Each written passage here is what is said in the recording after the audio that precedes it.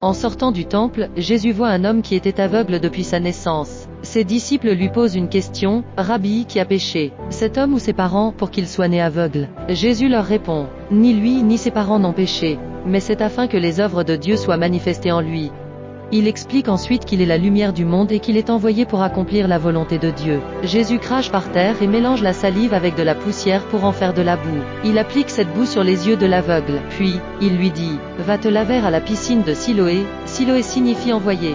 L'homme obéit, va se laver, et revient en voyant clair pour la première fois de sa vie. Les voisins et ceux qui le connaissaient sont stupéfaits. Ils se demandent, n'est-ce pas celui qui mendiait? Certains doutent, mais l'homme confirme, c'est bien moi. Il lui demande alors comment il a été guéri, et il raconte ce que Jésus a fait pour lui. Les pharisiens apprennent que cette guérison a eu lieu un jour de sabbat. Cela les scandalise, car ils considèrent que faire de la boue et guérir ce jour-là est une infraction à la loi. Ils interrogent l'homme, « Que dis-tu de celui qui t'a ouvert les yeux ?» Il répond, « C'est un prophète. » Convoque les parents de l'homme pour vérifier qu'il était bien né aveugle. Les parents confirment cela, mais par peur des autorités, ils ne veulent pas parler de Jésus. Les pharisiens interrogent encore l'homme, mais il leur répond avec courage. Si cet homme ne venait pas de Dieu, il ne pourrait rien faire. Furieux, il le chasse en disant, « Toi, tu es tout entier dans le péché, et tu veux nous enseigner. » Jésus retrouve l'homme et lui demande, « Crois-tu au Fils de l'homme ?»